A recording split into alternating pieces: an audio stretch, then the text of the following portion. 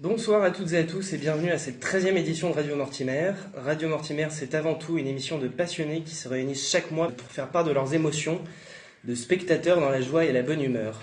Et vous tous, chers amis, êtes bien sûr chaleureusement invités à nous faire partager votre propre opinion en tweetant avec le seul, l'unique et l'éternel hashtag Radio Mortimer. 13e émission donc, c'est-à-dire celle après la 12e et avant la 14e, ou l'inverse pour les amateurs de fantaisie numérique. Mais surtout, cette 13e édition est l'occasion de faire mentir toutes les superstitions qui habitent notre charmante contrée. Alors, à tous les triscailles décaphobes, soit ceux qui craignent ce chiffre redouté, n'ayez peur, cette 13e, vous et nous, portera bonheur. L'occasion pour moi de remercier le théâtre Montancier qui nous accueille ce soir, un lieu où il fait bon vivre, qui s'offre aux artistes aussi bien comme lieu de diffusion que comme lieu de création, et qui est résolument tourné vers ses spectateurs afin de leur proposer de découvrir des univers artistiques tous aussi différents les uns que les autres, mais aussi de vivre avec eux des moments de partage et de convivialité. Voilà qui place cette heure que nous allons passer ensemble sous des auspices heureux afin que le ciel ne vienne pas nous tomber sur la tête. Autour de cette table, nos joyeux chroniqueurs, Anne Delalleux, Claire Bonneau, Mordu de Théâtre, Quatrième Mur, Théâtoile, Théâtre Côté Cœur et Yann pour le Galopin. Tous prêts à débattre des spectacles au sommaire de cette émission, que voici. L'éveil du printemps de Franck Wedekind, mis en scène par Clément Hervieux-Léger à la Comédie Française. À la trace d'Alexandra Badéa, mis en scène par Anne Théron à la Colline. Tristesse d'Anne-Cécile Vandalem à l'Odéon. La guerre de Troie en moins de deux de la Brousse et Jérôme Yémard d'après Homère, Sophocle, Euripide et bien d'autres au Théâtre 13. Et le fils de Florian Zeller, mis en scène par Ladislas Chola à la Comédie des Champs-Élysées. Autour de cette table pour parler de l'éveil du printemps, Claire Bonneau, Yann et Théâtoile. L'éveil du printemps, tragédie enfantine comme l'a décrit lui-même Wedekind, est un texte de la fin du XIXe siècle qui offre à voir les émois bourgeonnants d'adolescents qui se consument au fil d'une écriture sensible et charnelle. Jeu avec les interdits, subversion des codes, l'éveil du printemps donne à voir la jeunesse dans tout son éclat, allant au gré de ses flamboiements comme une flamme qui peut vaciller à tout moment. L'éveil du printemps est donc un texte de Franck Wedekind mis en scène par Clément Hervieux-Léger à la Comédie Française. À ce sujet, nous avions donc un tweet de Fabrice, qui disait « La mise en scène de l'éveil du printemps à la Comédie Française est très étonnante, comme le texte de Wedekind au final, surjeu jusqu'au bourgeonnement avec Christophe Montenez, acteur de dos ou qui se cache, mais n'est-ce pas précisément la jeunesse, foisonnante et chaotique ?» Claire, qu'en penses-tu ? Alors moi j'ai trouvé vraiment le texte difficile, je trouve qu'il perd le spectateur, donc la pièce est très longue mais c'est pas forcément embêtant une pièce très longue, mais c'est qu'ici le texte peine à émouvoir, le texte est poétique, c'est une poésie romantique, donc on est dans les affres de l'adolescence sur tous les plans, le texte peut être cru, il y a des moments vraiment des moments d'éclat qui sont beaux, mais il y en a peu. Et donc du coup, je pense qu'il aurait fallu miser un peu plus sur la mise en scène. Et je suis assez déçue parce que pour moi, Clément Hervieux-Léger est très bon pour diriger les théâtres de troupe fougueux, jeunes, et apporter justement ce souffle, cet éclat de vie que moi j'avais énormément aimé dans Monsieur de Pourceaugnac notamment. Donc qui était au théâtre des Bouffes du Nord, et ici on est vraiment dans un sans faute théorique, c'est-à-dire que le texte est bien dit, bien sûr que les acteurs de la Comédie Française sont exceptionnels, mais moi vraiment je n'ai rien ressenti, c'est-à-dire je n'ai ni été choquée ni été émue, et donc je trouve ça un peu problématique pour justement un éveil du printemps, un éveil adolescent. Alors oui, le texte de Franck Wedekind axe sur les moments difficiles, les tourments de l'adolescence, donc là on a vraiment des choses très très dures, un suicide, un avortement, un viol, etc. Mais pour moi l'adolescence est aussi là, c'est aussi un moment de clair-obscur en fait, c'est-à-dire qu'à la fois on est dans des moments d'intensité très très forts et des moments de dépression très très bas, et là j'ai pas ressenti ça à la fois dans la mise en scène et à la fois dans le décor qui est gris, on est tout le temps plongé dans la pénombre pendant 3 heures, c'est terrible. Et en fait le seul moment que j'ai trouvé merveilleux c'est le moment où Gaël Camilindi et Julien Frison s'embrassent, puisque le mur en fait est rose, et que voilà, c'est le seul moment en fait un peu adolescent, un peu insouciant, qui donne envie de connaître le texte. Alors moi, je ne suis pas du tout d'accord avec cette vision-là, même si effectivement la mise en scène est plutôt sombre de Clément Hervieux-Léger. Je trouve qu'il respecte à merveille ce passage entre l'enfance et le monde adulte, qui est un passage de trouble, de perte de repères, d'affoisonnement de questions qui restent sans réponse. On a notamment le rôle des parents et des professeurs qui est révoltant par moments. Par exemple, la mère de Cécile Brune qui joue la mère de Georgia Scaliette, qui lui raconte carrément des histoires de cigognes qui apportent les bébés, etc. Alors que sa fille a bien compris qu'on l'a menée en bateau. Et à l'inverse, des professeurs qui sont très durs avec ces adolescents qui cherchent aussi voilà, leur place, etc. Et je trouve que tout ça, Clément Hervé Léger l'a vraiment bien respecté, même si effectivement ça manque de couleurs, ça reste sombre. On est quand même sur des choses, comme l'a dit Claire, des choses vraiment pas drôles. Ça tourne beaucoup autour de la mort, on a des enterrements, on a... Voilà, des suicides, des dépressions. Bon, faut pas y aller si jamais vous n'avez pas le moral, ça c'est sûr. Mais à l'inverse, ça dépeint vraiment ce trouble. Et le Clément Hervé Léger peut s'appuyer sur effectivement une troupe qui est vraiment de qualité. La plupart ont des rôles adolescents et pourtant ils ont le double de l'âge de leur personnage et on y croit. Enfin, moi, en tout cas, j'ai cru. Je me suis laissée bercer par Georgia Scaliette qui court à travers toute la scène comme une petite fille gamine qui veut pas trop grandir, qui aimerait bien encore virevolter dans ses petites robes à volant, etc. Et on se laisse prendre. C'est vraiment frais. C'est printanier, voilà. C'est vraiment l'adjectif qui convient, même si c'est sombre. C'est un printemps sombre, mais c'est un printemps tout de même. Et Yann? Voilà, mais moi je rejoins plutôt l'avis de Sonia. C'est la première fois que je vois la pièce de Wedekind et c'est aussi la première mise en scène de Clément Hervé Léger que je vois et j'ai beaucoup aimé ce spectacle. Je trouve que le texte est très beau, très poétique et que effectivement on voit bien le passage de l'adolescence vers l'âge adulte qui se fait avec beaucoup de troubles et de difficultés. Je te rejoins aussi sur le fait que ils ont le double de l'âge des rôles qu'ils interprètent, mais que on se pose pas la question, ça passe très très bien. Ce que je pourrais rajouter aussi sur le décor, qui est effectivement fait d'éléments de hauts panneaux gris qui coulissent, pour moi, il représente aussi le thème de la pièce, parce que la pièce est très sombre. Et donc le fait que le décor soit gris de cette manière, ça vient en appui à la mise en scène de Clément Hervé Léger.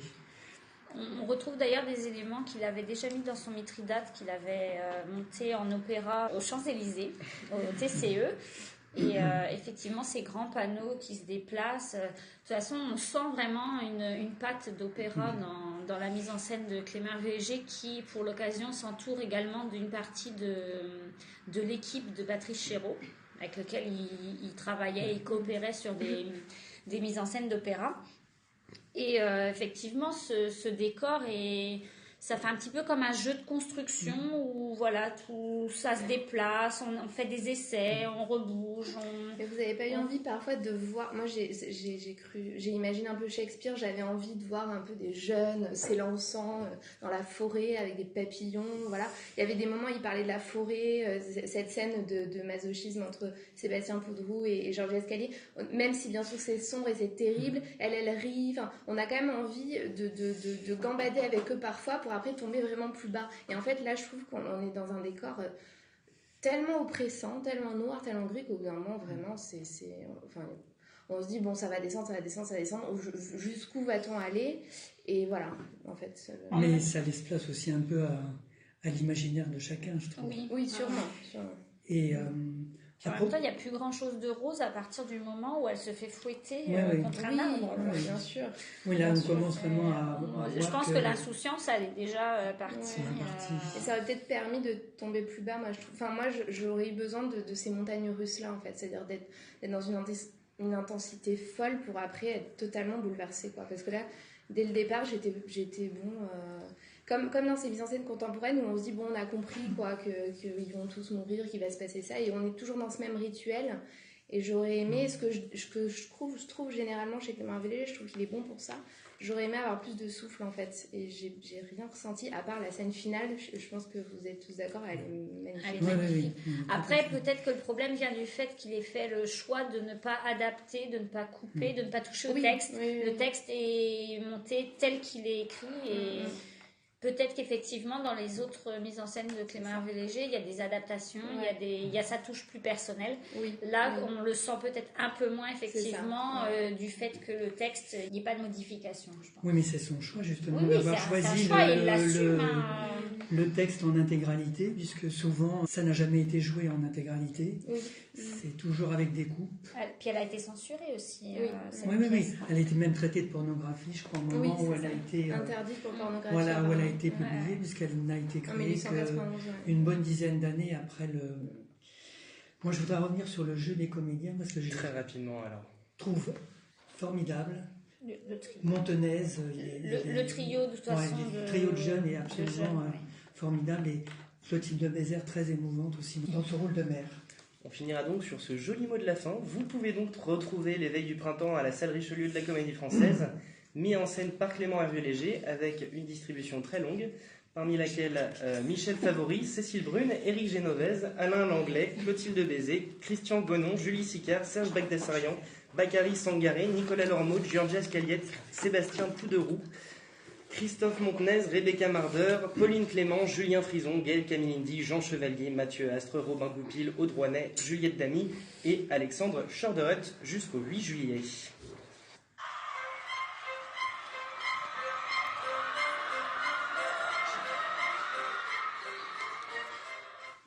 Nous passons donc désormais à la trace d'Alexandra Badea, mis en scène par Anne Théron, avec, pour en parler, Théâtoile, Théâtre Côté Cœur et Quatrième Mur. Bonjour. Bonsoir. Bonsoir. Rebonsoir, pardon.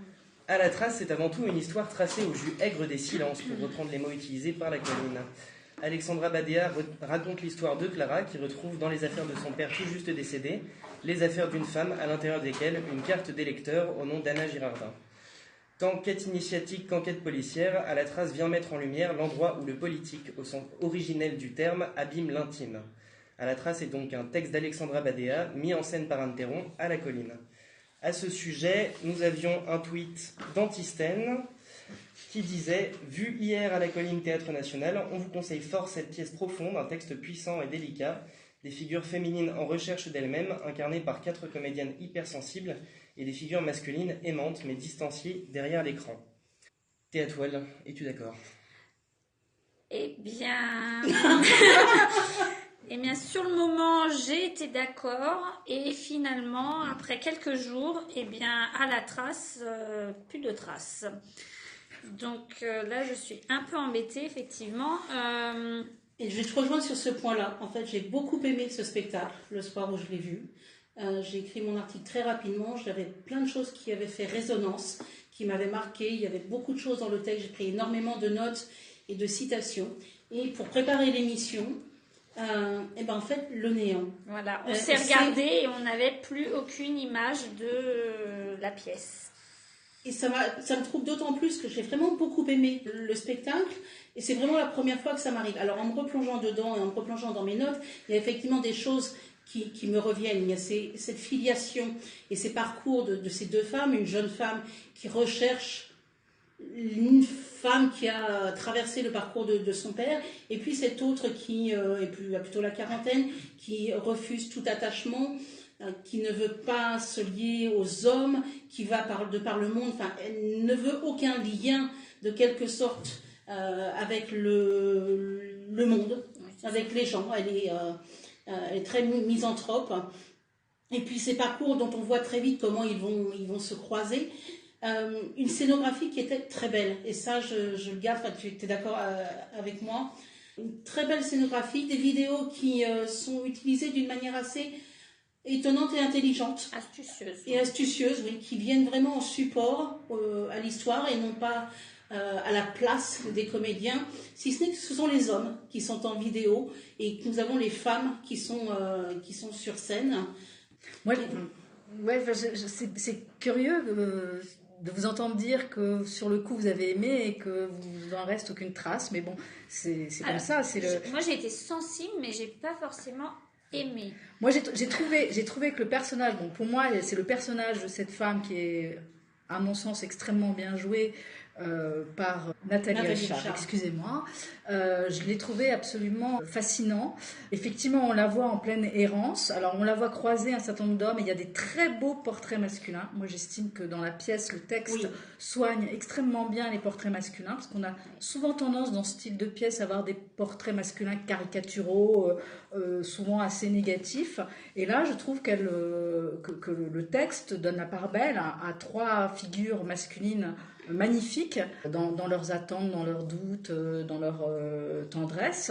Et cette femme tout d'un bloc dont on ne comprend pas très bien pourquoi elle raconte un peu n'importe quoi, parce qu'elle dit une chose à l'un, une chose à l'autre, on devine qu'elle réinvente sa vie pour l'occasion à chaque fois que ça l'arrange. Et puis petit à petit, en parallèle avec la quête de la fille qui cherche cette fameuse femme, on voit se dessiner petit à petit les raisons pour lesquelles elle est en errance comme ça dans le monde. Et j'ai trouvé ça extrêmement sobre, extrêmement beau. J'ai trouvé que toute cette réserve, parce qu'il y a eu pas mal de critiques qui disaient que c'était froid, etc. Moi, j'ai trouvé que cette réserve était très belle et que justement en faire plus aurait viré dans le pathos un petit peu dégoulinant et pas agréable. Et j'ai trouvé que c'était très très beau. Enfin, j'ai complètement adhéré à ce personnage et à cette histoire. Voilà. Donc j'ai trouvé que c'était vraiment un spectacle de qualité et qui résonne encore aujourd'hui et qui pose encore beaucoup de questions. Moi, j'ai beaucoup apprécié, ceci dit, effectivement, le fait que les personnages se répondent dans une certaine solitude. J'étais vraiment sensible à ça. Comme vous l'avez dit toutes les deux à juste titre, sur la scénographie, qui pour moi était vraiment prometteuse. On a une scéno qui est en hauteur, qui joue vraiment avec l'espace. Mais malheureusement, le problème vient peut-être du texte, je ne sais pas, mais il n'y a plus rien qui subsiste de cette histoire. Si ce n'est que la solitude, que la recherche, et puis à un moment donné, on se perd avec ce personnage féminin de Clara qui est elle-même en errance. Et puis finalement, nous, on ne sait pas trop où on va non plus, et on ne sait pas trop si on arrive à la fin quelque part. Moi, c'est vraiment ce qui m'a gênée. Après, peut-être que nos auditeurs vont pouvoir m'aider. La scénographie en hauteur comme ça, avec des différentes pièces, m'a fait penser à une pièce que j'ai vue, il me semble, au TGP, mais alors là, quelle, je ne sais plus. Mais cet espace est vraiment bien géré. Pièce russe. Où on peut... Oui, c'est ça. Où on peut effectivement voir différentes choses, passer de l'un à l'autre avec une transition en douceur plutôt que quelque chose de trop brusque. On fait des sauts dans le temps, on fait des sauts... voilà. C'est très bien géré. Mais pour moi, il y a vraiment un problème de texte, c'est creux. Non, mais justement, alors, ça repose entièrement sur le texte. Je pense que la force, c'est le texte.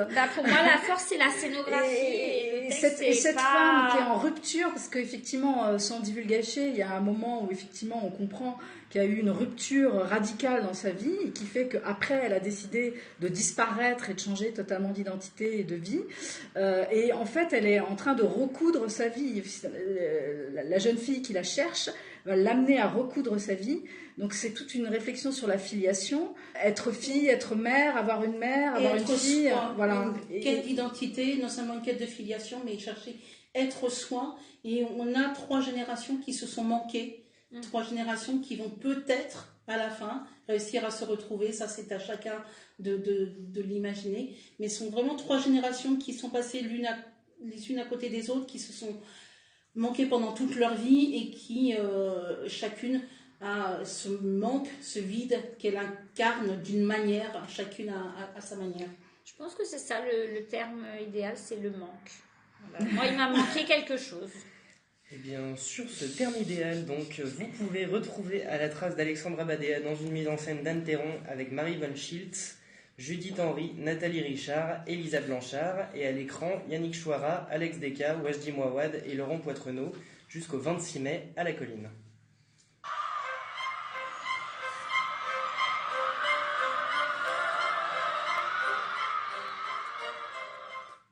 Le 3e spectacle dont nous parlerons aujourd'hui a pour titre La guerre de Troie en moins de 2, avec, pour en parler autour de la table, Théâtre Côté Cœur, Mordu de Théâtre et Anne Delalleux. La guerre de Troie en moins de 2, comme l'indique son titre, c'est avant tout un jeu entre le grand et le petit, entre l'éphémère et le long cours, entre l'épique et l'intime, sans pour autant sacrifier l'un à l'autre. Un défi que se sont lancés les deux metteurs en scène de donner vie à l'une des fresques mythologiques les plus célèbres, en maniant à la fois le théâtre d'objets et le chœur antique. En somme, tout ce que vous avez toujours voulu savoir sur la guerre de Troie, sans jamais oser le demander, enfin je crois.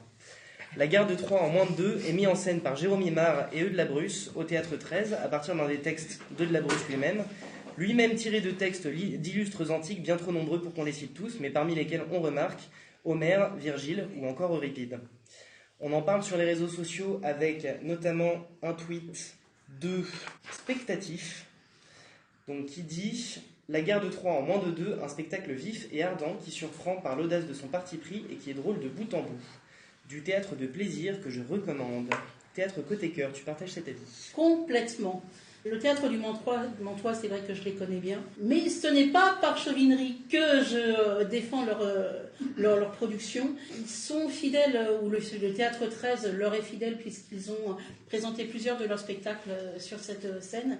Et cette guerre de Troie en moins de 2, moi j'ai pris énormément de plaisir à aller voir ces 7 comédiens et comédiennes qui chantent, qui dansent, qui jouent, qui se prennent pas au sérieux et qui nous racontent une histoire, un peu comme Alexis Michalik nous racontait une histoire dans Le Porteur d'Histoire.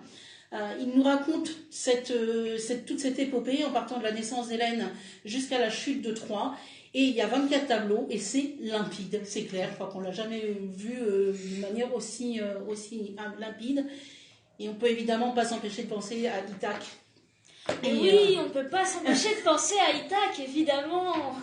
C'est-à-dire que moi, j'avais été tellement déçue par l'Ithaque de Pauline Bale que j'y allais en traînant les pieds. Moi, j'ai vu les réactions de Théâtre Côté Cœur à ce spectacle. J'habite juste à côté du Théâtre 13, mais je ne connaissais pas le Théâtre du Mantois. J'y suis allée en me disant, bon, ça va être pas mal, ça va être honorable. Et j'ai vraiment adoré cette histoire. Et si bien contée, ils le font avec un plaisir énorme. Tout le monde dans la salle, il y avait des scolaires, ils se sont tenus à carreau tellement ils sont pris par cette histoire. C'était absolument génial, ça ne se prend pas la tête, c'est loin d'être prétentieux comme pouvait l'être l'Ithaque de Pauline Bale. Ils font énormément de choses, ils arrivent à produire beaucoup d'images avec 3 tables et 4 chaises et c'est assez formidable. Oui, je suis d'accord avec vous deux. Je me suis bien amusée. Ça m'a même fait penser. C'est marrant parce qu'il y avait des airs d'Offenbach qui me revenaient en tête. Moi, dès que je voyais La Belle Hélène et puis les rois et tout ça, mais ça m'a fait rire. Et ce qui est en effet vrai, c'est qu'il y a des enfants dans la salle qui s'amusaient beaucoup, qui apprennent à l'école, comme on l'a appris nous, enfin en moins rigolo d'ailleurs. Mais oui, c'était très bien. Et ils ont une facilité de jouer avec leurs costumes aussi, qui sont très beaux, qui se transforment. Qui sont très ingénieux. Très ingénieux, parce qu'elles se transforment très très vite en Cassandre, Iphigénie.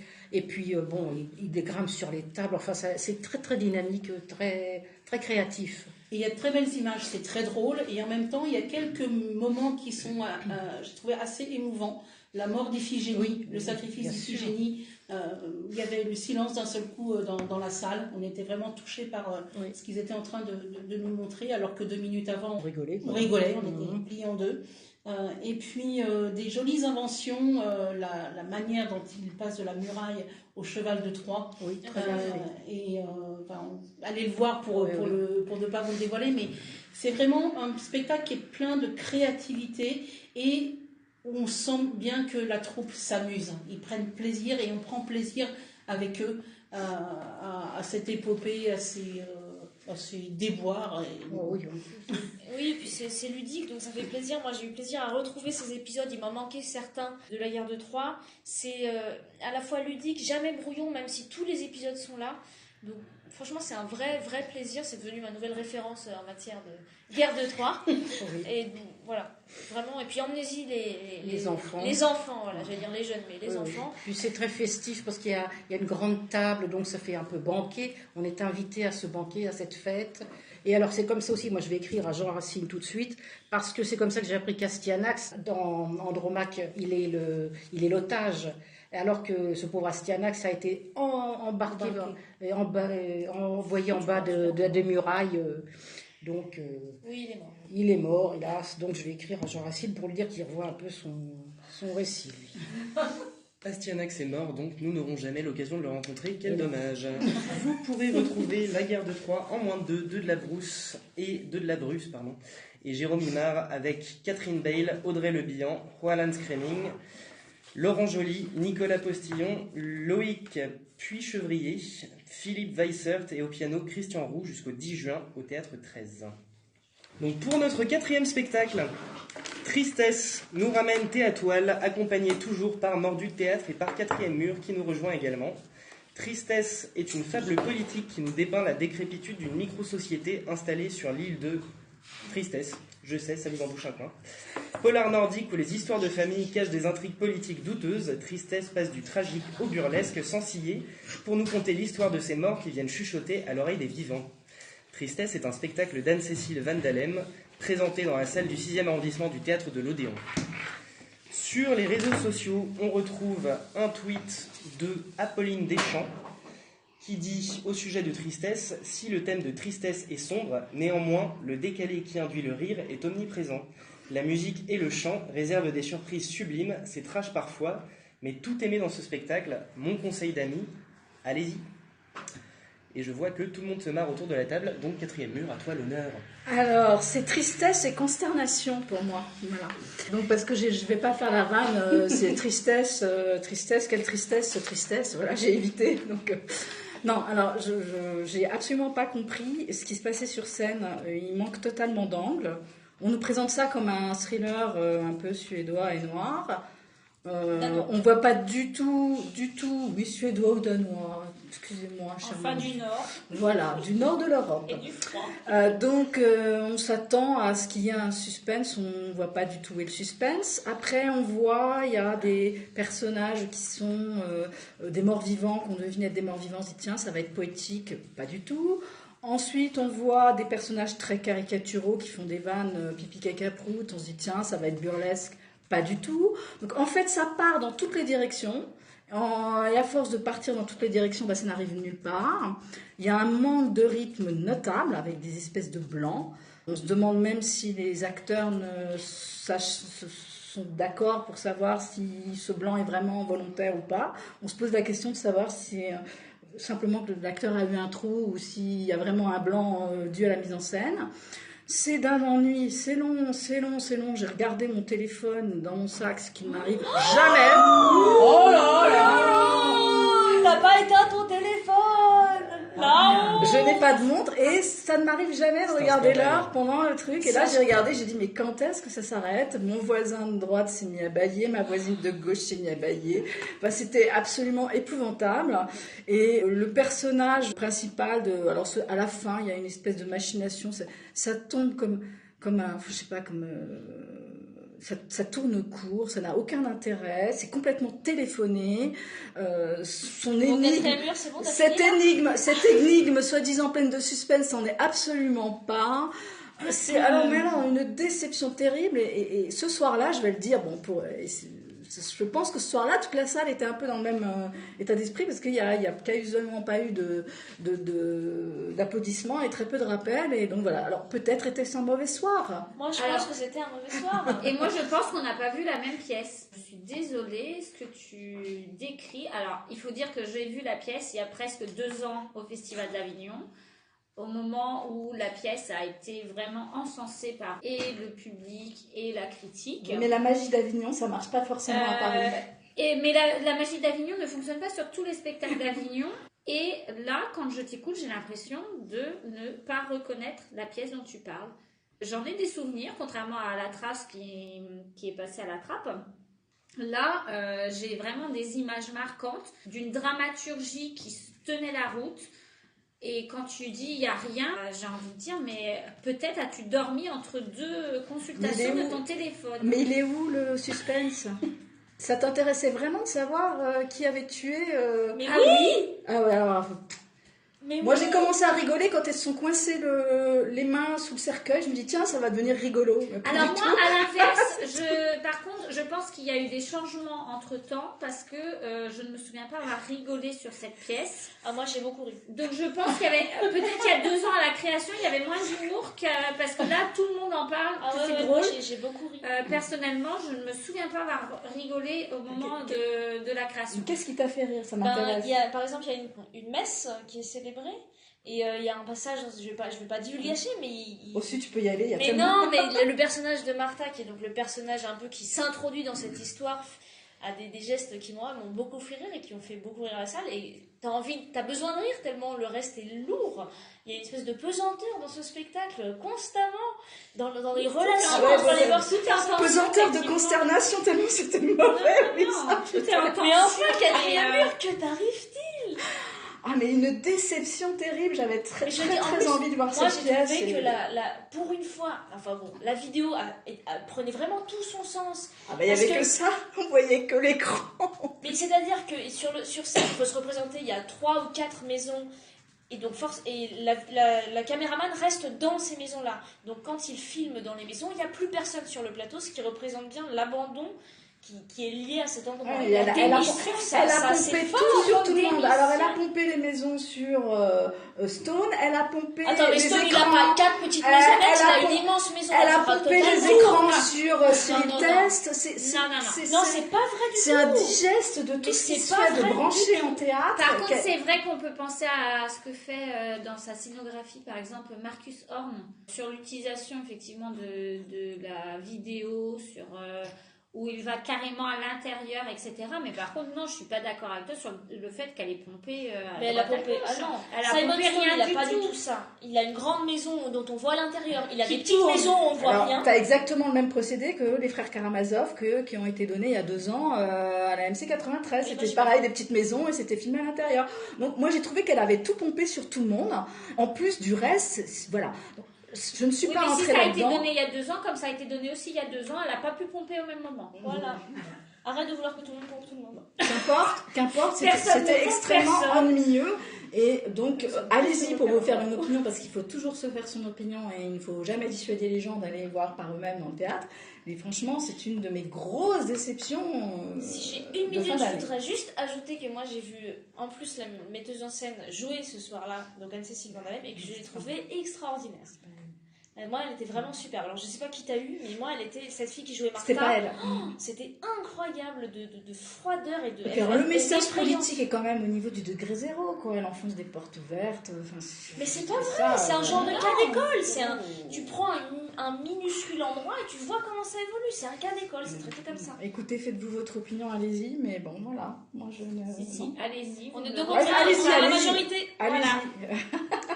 Je ne suis pas sûre que ça marche comme ça. Ce Allez-y. dernier débat, donc, Allez-y. vous pouvez voter hashtag petite maison ou hashtag grande maison, hashtag Radio Mortimer.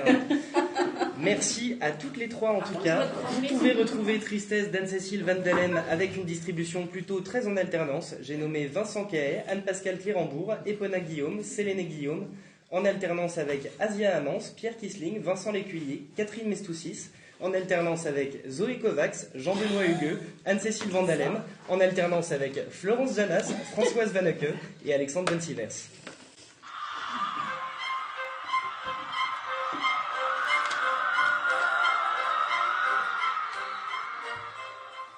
Le tout, bien sûr, j'en oubliais de le préciser, jusqu'au 27 mai à l'Odéon.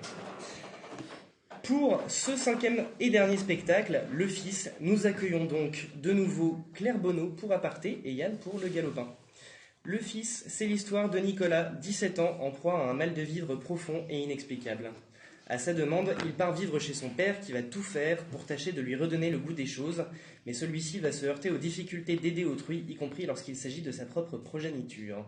Le Fils est un texte de Florian Zeller, mis en scène par Ladislas Ciola, à la Comédie des Champs-Élysées. Et sur Twitter, on retrouve notamment un tweet de Delphine Daumont qui dit « Toujours autant fasciné et admiratif des pièces de Florian Zeller, mises en scène par Ladislas Ciola. Je vous encourage à aller voir Le Fils à la Comédie des Champs-Élysées. Bravo à toute l'équipe. » Yann, qu'en penses-tu ? Alors, moi, je ne suis pas toujours un grand fanatique des pièces de Florian Zeller. D'ailleurs, je ne les ai pas toutes vues. Mais je dois avouer que celle-là, me suis laissé complètement embarquer. C'est un sujet qu'on retrouve assez régulièrement, donc les difficultés d'un adolescent, son mal de vivre, les parents séparés. Bien que son mal-être, à aucun moment on ne sait si c'est dû à la séparation de ses parents ou à autre chose. J'ai beaucoup aimé et les comédiens sont absolument formidables. Je veux dire, le père Yvan Attal, la mère et la seconde femme du père donc, ont des rôles un peu plus en retrait, mais elles sont très bien. Anne Consigny, et moi surtout j'ai eu vraiment un choc avec Rod Parado, dont c'est la première apparition au théâtre. On l'avait vu au cinéma dans La tête haute d'Emmanuel Berco, et je trouve qu'il est absolument bouleversant. Moi, alors, dès le début, j'ai eu un petit recul. Donc, je n'ai pas vu Rod Parado au cinéma, il faut que je vois. Mais il joue un jeune adolescent mal à l'aise. Donc, c'est vrai qu'au début, moi, je l'ai trouvé très mal à l'aise. Donc, il devait bien jouer. Et puis, finalement, c'est vrai qu'il m'a fait passer beaucoup d'émotions. En fait, ce que j'ai beaucoup aimé, alors, je dirais ce que j'ai pas aimé ensuite, c'est qu'en fait, je trouve le texte très juste. L'enchaînement du texte est très fort. En fait, c'est des questions, je pense que beaucoup d'adolescents se posent, à quoi ça sert la vie, quel est le sens de ma vie. Parfois ça arrive tout d'un coup comme ça nous foudroie. Et ça, j'ai trouvé ça très beau. Par contre, la mise en scène dessert totalement ce texte qui est très beau, très pur. On a une avalanche de musique mélodramatique. Moi, j'avais l'impression d'être dans un téléfilm de TF1 à 15h le samedi. Ça m'a vraiment embêtée. Alors, et justement... Alors, pardon, non, je te laisse terminer. Je suis tout à fait d'accord avec la musique. C'est vraiment trop envahissant. Et puis alors, terminer presque à la fin avec l'Adagio del Benoni sur une scène qui est déjà bien dramatique, ça fait un peu... je surligne bien mon effet, voilà. Oui, et puis ça rend les spectateurs vraiment pas intelligents. Et puis surtout, moi, je déteste quand on me force à pleurer. Alors forcément, oui, j'avais la gorge serrée, les larmes étaient presque là. Et je me suis refusée à pleurer parce qu'en fait, j'avais vraiment l'impression que Ladislas Chola était là en train de me triturer le cœur pour me sortir mes larmes. Et en fait, pour moi, le théâtre, c'est vraiment le lieu de la liberté, je trouve, peut-être plus que quand on a des images fortes qui sont filmées, cadrées, montées. Je trouve que le théâtre est là aussi comme un livre pour que Moi, il y a Xavier Gallet qui dit ça, qui dit le spectateur est le dernier artiste, et je suis d'accord avec lui. Et je trouve que là, ça laisse pas la place à ça, en fait. Moi, c'est vraiment ce qui m'a dérangée. Mais par contre, je suis tout à fait d'accord, je trouve que les acteurs sont très bons, le texte est beau. Alors, je trouve quand même qu'après, on tombe quand même très vite dans le pathos. Bon, on racontera pas ce qui se passe, mais je trouve quand même qu'il y a une dérive à un moment très très forte. Enfin, j'ai pas trouvé ça assez subtil, voilà. Par rapport au père, par exemple, qui était merveilleux du début à la fin. Personnellement, moi, ça m'a pas gêné. En dehors de la musique, c'est vrai, j'ai trouvé que pour moi, il n'y a pas de réserve. Après, je comprends que ça plaise.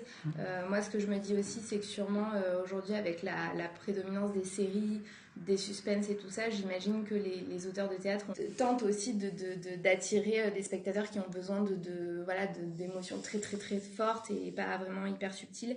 Mais moi, ça me gêne parce que je me dis que le théâtre, pour moi, est le lieu aussi de cette subtilité, en fait. Voilà. Et quand on vient mettre une énorme musique comme ça... je trouve ça vraiment dommage, je trouve que ça dessert en fait vraiment la pièce. Voilà, c'est Un petit mot de la fin ? Non. Je crois que tout a été dit. Donc le théâtre comme lieu de la subtilité, on finirait avec cette note positive. Les réservations sont ouvertes jusqu'au 14 juillet pour Le Fils de Florian Zeller, mis en scène par Ladislas Chola à la Comédie des Champs-Élysées, avec Yvan Attal, Anne Consigny, Élodie Navarre, Rod Paradot, Jean-Philippe Puy-Martin, Raphaël Magna-Bosco. Pour finir, je vais donc vous rappeler tous les spectacles sur lesquels nous avons débattu aujourd'hui. Donc, vous pourrez retrouver L'éveil du printemps à la salle Richelieu de la Comédie Française, mise en scène de Clément Hervieux-Léger, À la trace d'Alexandra Badéa, mise en scène par Anne Théron à la Colline, La guerre de Troie en moins de 2, mise en scène de la Bruce et Jérôme Imard au Théâtre 13, Tristesse d'Anne-Cécile Vandalem à la salle Richelieu du Théâtre de l'Odéon, à la salle du 6e arrondissement du Théâtre de l'Odéon. Et le dernier spectacle, Le Fils de Florian Zeller, mis en scène par Ladislas Chola à la Comédie des Champs-Élysées. Et avant de faire nos adieux, on a une annonce assez particulière pour vous. Une annonce très importante, la Glade Party le 4 juin à 19h au Théâtre Montansier, qui n'est pas si loin. Merci Geneviève. Merci. De nous accueillir déjà pour cette soirée de live de Radio Mortimer. Et on se réjouit de cette Glade Party royale, cette Glade Party qui va faire sa cour au Théâtre Montansier, qui est vraiment un des très très beaux théâtres. Et il faut venir, c'est vraiment pas loin. La preuve, on est quand même là, on est nombreux ce soir pour faire l'émission, malgré les difficultés des transports et malgré les grèves. Et la tempête. Et la tempête et tout était contre nous. On vous attend nombreux le 4 juin à partir de 19h pour faire la fête. La fête, visite historique du théâtre, un jeu avec des questions. Gagner des places. Et la bise de Geneviève. Découvrir la saison en avant-première. Et découvrir la saison en avant-première. Comme quoi donc, rendez-vous le 4 juin au Théâtre Montansier, que l'on remercie encore pour fêter le théâtre. Voici venu le temps des adieux pour notre joyeuse bande de mortimériens qu'on remercie encore. Anne Delalleux, Claire Bonneau, Mordu de Théâtre, 4e Mur, Théâtoile, Théâtre Côté Cœur et Yann pour le galopin. Merci au Théâtre Montansier qui nous a accueillis ce soir. Et merci à vous tous qui nous écoutez et réagissez en direct avec le hashtag Radio Mortimer. Et merci et bravo à Bertrand pour cette première animation. Merci. Bravo. Merci à tous. À bientôt. Merci.